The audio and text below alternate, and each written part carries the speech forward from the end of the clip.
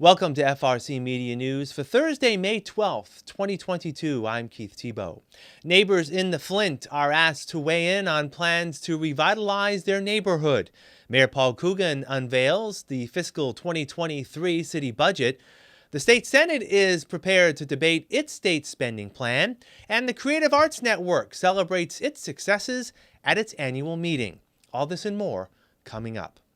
The city of Fall River is seeking to devise a plan to revitalize the Flint neighborhood around Pleasant Street. At a community meeting last week, city officials sought input from residents invested in improving the quality of life in the Flint. We have a committee of residents who are working with us on the plan, and two of the Redevelopment Authority board members are on the committee, and the mayor comes to all of our meetings. But we wanted to have a much more expansive opportunity for people to give input. So there were boards there, and people were able to put Post-its up with ideas in certain categories, and we got a lot of input, and that was very important. The city is eligible to receive upwards of $1 million to devise a plan and implement substantive changes to make the Flint a more livable neighborhood. A full revitalization is likely to cost millions of dollars more. It's actually a two-phase process. We're doing a revitalization plan, and then we're doing the official urban renewal plan. And so our initial plan should be done by June, and then the other plan will get done in the fall, and it will be approved. It will be brought to the City Council for approval, and then it has to go to the Department of Housing and Community Development, and they have to approve it. Once that plan is all approved, then it gives us even more guidance for our next steps. Flint Neighborhood Association President Carlos Caesar, who sits on the advisory council for the project, says talk of revitalizing the neighborhood has been heard before. I saw a lot of promises, I saw a lot of good intentions, but no work being done. And I'm right on that position right now. I have to see it to believe it. And just like all the other business around that we speak, I think I share the same frustration that that area has been abandoned for years, for at least 2 decades. Here he comes again, another light on the end of the tunnel, but to me it's promises. Caesar says solutions to revitalizing the Flint are easy and not costly. We actually didn't have to come into this extreme to have to spend so much money if the city makes sure that the ordinances are followed. We have ordinances that you cannot have broken windows. We have buildings with broken windows there for 20 years. We have ordinances that for trash and ordinances not being followed. If we remove graffiti, put new windows in buildings, and clean up the neighborhood, half of the problems will be done. With stuff that we don't need $1 million to do it. Page agrees first steps are easily attained and must start as soon as possible. We know, after having planned with them for a few months, that we know what needs to be done. One of our key priorities is dealing with the vacant storefronts, vacant buildings that are really deteriorated, that either need to be rehabbed or removed. We are going to just get going, and my hope is that we can do some things that are really visible, so people will see that, you know, we're not even waiting for the plan to be finished. We're out there doing things. Caesar says the city seeking outside businesses to improve the neighborhood is not a bad idea, as long as it makes moving to Fall River easy. We need the city to work with people that looking to open business, because they out there. The problem is they get pushed into the curb by the time they sit with the license board, by the time they sit with the building inspector. They are given so much red tape that they gave up. They go to Somerset. they can easily open in a week a new business. Residents can find out more about the makeup of the Flint and how to add their voice to the project by visiting bit.ly/Flint-Pleasant. Mayor Paul Coogan this week took the wraps off his proposed 2023 budget, which is slated to take effect on July 1st. The spending plan totals $374.9 million. I think it's a very lean budget.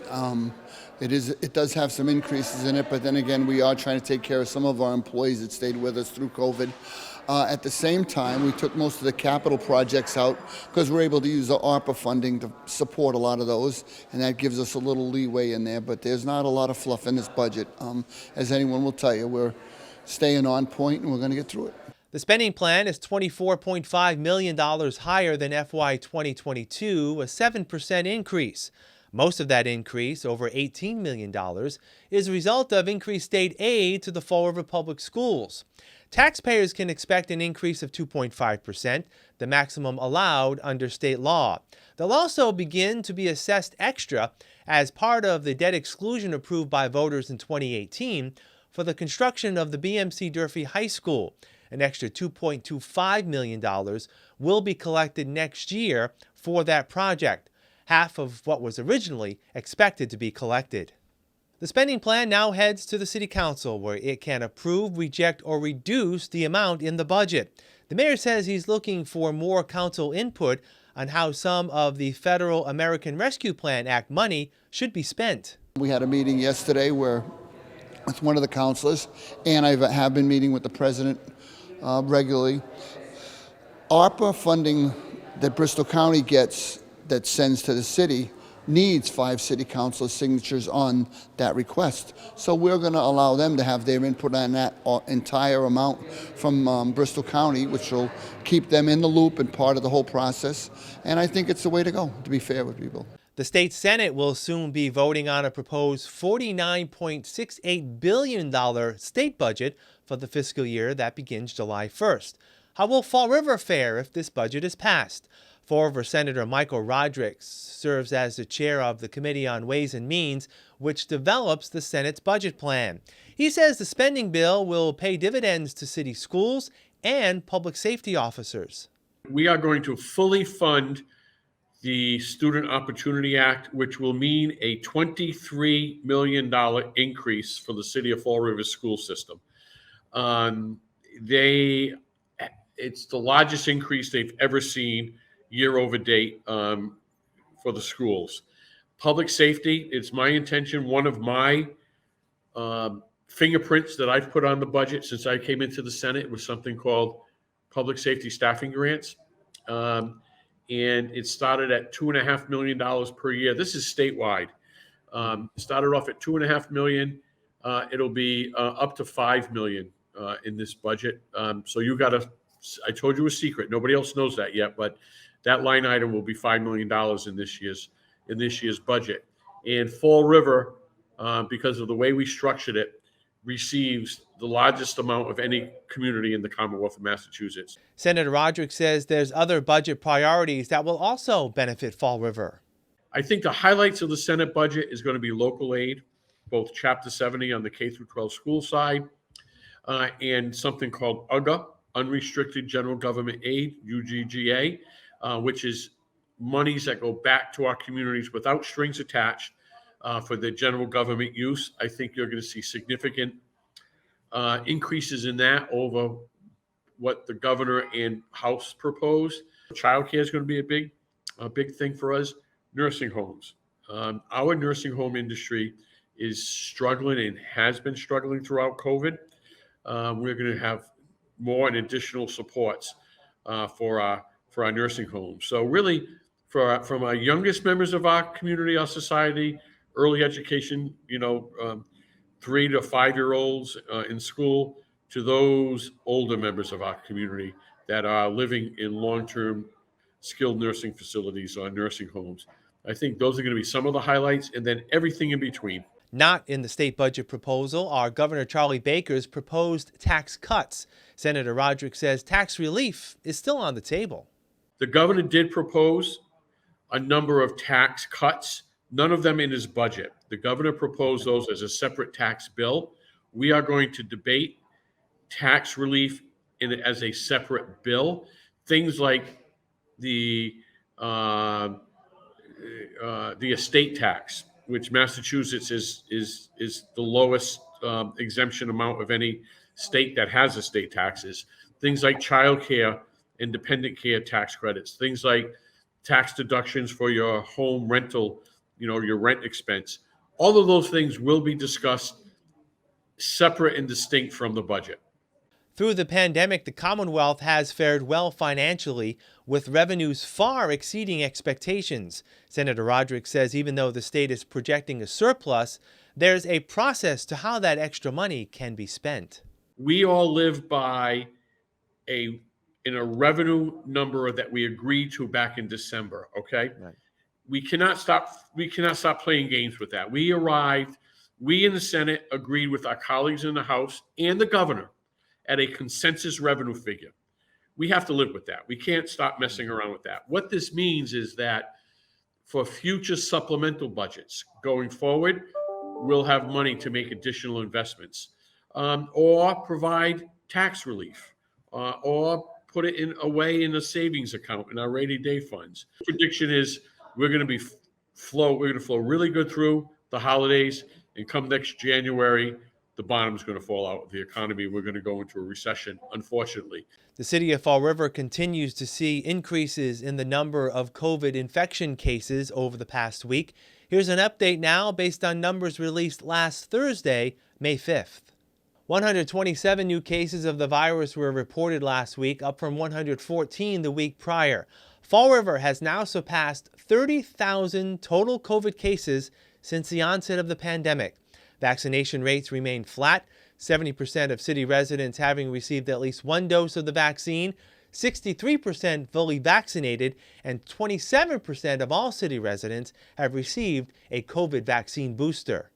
State Attorney General and Democratic candidate for Governor Maura Healy was in Fall River today to tour construction of the city pier and receive the endorsement of local elected officials. Mayor Paul Coogan says Healy is the candidate for governor that can do the most to support Fall River. I know that Maura will fight for our residents and advocate for our needs in Boston. She's running on many issues that impact our residents every day. Economic recovery from the pandemic, affordable child care, job training, and battling the cost of living in Massachusetts. I look forward to having a partner like Maura and advocate as we move forward with major projects in Fall River like Route 79, South Coast Rail, offshore wind, and more.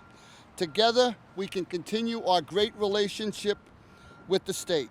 That's why I am very, very, very proud to endorse Maura Healy for governor of Massachusetts. Thank you so much, Thank you so much. Healy also received the endorsement from the city's House legislative delegation. She says as governor, she looks forward to being a partner in the growth of Fall River. I am blown away by the transformation and all that is happening and all that is possible here in Fall River. And it is to the credit of the electeds, of the members of the redevelopment community, the economic drivers, the community members, all collectively who share in a belief that Fall River, its best days are ahead. Fall River and other places have not gotten the support and attention that they so deserve. This is a place of tremendous, tremendous opportunity. I am excited to hear about all that's going to happen with Route 79. Excited to see what's happening down here at City Pier and what, through the good work of so many, is going to be possible for the residents of this region to hear about what's happening with our wonderful marinas and our recreational activities. And we're going to see people down here in boats, walking, strollers, exercising, going over to shop. It's going to be amazing. And then, of course, on top of that, we have the opportunity to make this region the offshore wind capital of the world. Yes, yes. That's incredible. The Creative Arts Network, also known as CAN, held its annual meeting last week at Heritage State Park, focusing on the impact it's made on arts and culture in Fall River over its 8-year history. CAN began as an offshoot of the successful AHA creative community in New Bedford. It formed into CAN 5 years ago. Co-founder Sandy Dennis says the organization has made a positive cultural impact in expanding opportunities for the arts in Fall River. In the past 8 years, you've seen a big growth in art and culture, not only with artists, musicians, art organizations. There's more funding coming into the city of Fall River for art and culture. So I feel that's an accomplishment that we spearheaded that initiative 8 years ago. And then when we went into becoming Creative Arts Network, because we couldn't follow the same New Bedford model, we went more event oriented as opposed to the AHA nights, and it allowed us actually to pay our artists for doing events for us. The pandemic limited the amount of in-person events for CAN. In response, they focused on other initiatives and adapted to circumstances. Although people thought we went away, we've been doing a lot in the background. We did a survey that we put up on our website to see what people wanted when we get out of this COVID era, how they want healthcare, how they want art and culture delivered to them, with how they'll feel safe. We also did a lot of virtual events, and we paid our artists to be able to do those virtual events on Facebook, YouTube, however they decided they wanted to do them.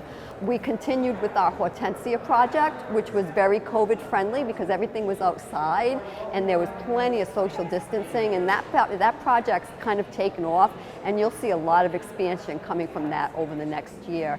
Dennis says CAN also continues to play a role in shaping the policy structure of arts in Fall River. We got the 50th Cultural District designated, which is here on the waterfront. We got the hydrangea flower as the official ornamental flower of the city. June 25th is proclaimed Hydrangea Day. We are working with the Veterans Agent to make Fall River a Purple Heart City, so hopefully that'll happen in August. And we have submitted a piece of public policy for public art. That's still pending. We actually drafted the ordinance, a draft ordinance for the City Council to take a look at, so not sure where that's going, but it's out there. And then any other type of public policy that we feel will be good for the city, we'll do that. The celebration around CAN's annual meeting was organized in conjunction with students studying hospitality and event planning at Bristol Community College. Program coordinator E. John Bjornson says Bristol has been partnering with CAN for 3 years, providing students with practical experience in planning and executing events. These students here, especially when they work with Sandy, with the Creative Arts Network, she really does well with a lot of events, and so they gain a lot of practical experience working with her and understanding how she puts events together and all the details that go into it. We've had a Zoom meeting twice a week for the last 8 weeks to get ready for this event. So the concept was explaining what you have to do and all the details you have to handle and all the stuff you have to go through, and they kind of get it finally that that's all the stuff that goes into building an event, creating an event. Bristol student Amy Melody says the expertise she has learned working with CAN has allowed her to open up her own business. There's a great opportunity when you're able to use real-world experience hand in hand with book learning as well. I'm fortunate that I had the opportunity with Creative Arts Network and the hospitality program to intertwine them, and with that I was able to really have a huge platform and build a foundation and learn my strengths in the industry, and I'm extremely thankful for that. And I graduated in December with my degree, and after that I built my business, Events by Amy Melody, and yeah, it's been really successful so far, and I'm extremely grateful to still work with Creative Arts Network and the BCC students. We'll have more FRC Media News right after this. Here are some job descriptions on the latest hot jobs list from the Mass Hire Fall River Career Center. Therapeutic Mentor, Family Service Association, located at 101 Rock Street, seeks a full-time therapeutic mentor to support, coach, and train youth in age-appropriate behaviors, interpersonal communication, functional skill building, problem solving, and conflict resolution. Job number 167-57226. Bilingual Spanish Relationship Banker. Bank of America, located at 87 Mariano Bishop Boulevard, is looking for a full-time bilingual Spanish relationship banker, responsible for providing financial advice by applying financial disciplines in the banking industry. Job number 167-56431. Shipper Load Hauler. Gold Medal Bakery, located at 21 Penn Street, is seeking a full-time shipper load hauler, responsible for selecting and moving trade product from staging area and loading into trailers. The quantities is ordered on the shipping orders. Job number 167-60441. Restaurant Help. Hung Meese Restaurant, located at 418 Quikasham Street, is looking for full-time waiters, waitresses, and cashiers. For more information, call 774-704-5226. Amazon Fulfillment Center, located at 1180 Innovation Way, has an immediate need for the following full and part-time positions. Warehouse Associate, job number 167-58519. Picker Packer, job number 167-60529. For more information about these or other positions, visit Mass Hire JobQuest at jobquest.dcs.eol.mass.gov or call the Mass Hire Fall River Career Center at 508-730-5000. Welcome back. The city of Fall River this week paid tribute to the 2 public health nurses working in the health department for their selfless dedication during the pandemic. Mayor Paul Coogan provided citations to Deb Cosior and Leslie Moniz in conjunction with the celebration of Nurses Week. Director of Public Health Tess Curran said the 2 nurses worked tirelessly during the pandemic and raised the awareness of the role public health nurses play in local communities. Before COVID, a lot of folks didn't know what the health department did, what our public health nurses did, and what we were doing on a daily basis. And I think that's one of the positive things that came out of COVID is that, the whole world knows the importance of public health nursing now, and the significance that you both play in the community. If you've got some extra non-perishable food items in your pantry, the Postal Service is looking to take them off your hands. This Saturday, postal workers will be collecting food items as part of its annual Stamp Out Hunger campaign. In Fall River, the drive is being sponsored by the Greater Fall River United Way, GM Refrigeration, Bank 5, and Blunt Fine Foods. Postal carrier and local Stamp the Hunger organizer Paul Nahr says the nationwide drive is celebrating its 30th anniversary. He says the Postal Service connects residents with resources every day. The people that we're going to be connecting Saturday are the citizens of Fall River and Somerset and organizations that for the year, all through the year, will help to address the food insecure of our neighbors.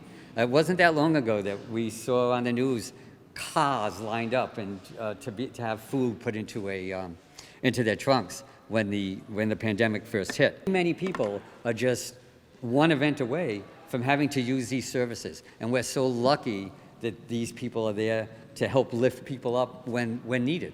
Nahr says typically local postal workers and volunteers collect 2,000 mail totes full of food. With little effort, they can collect more. If everyone put just this out, the 2,000 buckets that we normally collect, would now go to 4,000 buckets. We know that not everyone can, but this is the easiest way you can help your neighbor. All you got to do is take this, put it in a bag, and put it in your mailbox. And if everyone could do that, there's no easier way to donate. You just got to go in your cabinet tonight, see what you can put out and put it there. There is no easier way for you to get involved. If you miss out on donating this Saturday, not to worry. Postal workers will continue to accept donations throughout the coming week. We will wrap up this edition of FRC Media News after this. Welcome to Hot Dogs and Cool Cats. Today with us we have Bang and Boom. They are about 6 weeks old. Kitten season has started, so if you're definitely interested in kittens, you can always apply and you can always put on the application that you're interested in kittens, because once we start getting kittens we usually get an overflow of them. They are in foster care. They came in about 3 weeks old, so they did need to go in foster to finish off with their formula and to make sure that they were gaining weight at a good pace. These guys will stay into foster until they are old enough and weigh enough to get altered, and then they will be put up for adoption. The little guy right here that's chewing on my finger, that is Bang. And the little gray one that keeps going on my shoulder, this right here is Miss Boom. They came from the same litter, and they are brother and sister. The little tiger here is the male, and the lighter gray is the female. So they are your typical kittens. Definitely put in an application for if you're interested in kittens. Come down and meet Bing and Boom, because I'm sure they'll love to meet you and play all over you. Today with us we have Olaf. He is a Chihuahua mix. Olaf did come in as a stray, so we have him aged about 2 years old. With him, we would say he would be okay to live with kids that are 12 and older, mainly because he is a stray. We don't know his background history with kids, and he can be a little nervous and standoffish at first. He loves to go for walks, but he's definitely, I feel like he could be the best of both worlds, where he can be a little walking partner, but then he could also be a couch potato and watch TV with you all night. And because he did come in as a stray, we're also not 100% sure if he is housebroken. Especially because he's not neutered, so especially with all the smells in the shelter, it's normal for him to want to mark everything. So that's just the one thing we can't really guarantee on, as well as if he would be housebroken or not. But if you want to come meet Olaf, just give us a call and make an appointment, and you can come meet him, because I know he'd love to meet you. That's all for this edition of FRC Media News. Please visit our website at frmedia.org. to catch up on the latest news and local information. You can watch FRC Media News Thursdays at 6 p.m. and Fridays at 5:30 p.m. For all of us here at FRC Media News, I'm Keith Tebow. Thanks for watching. We'll see you next Thursday.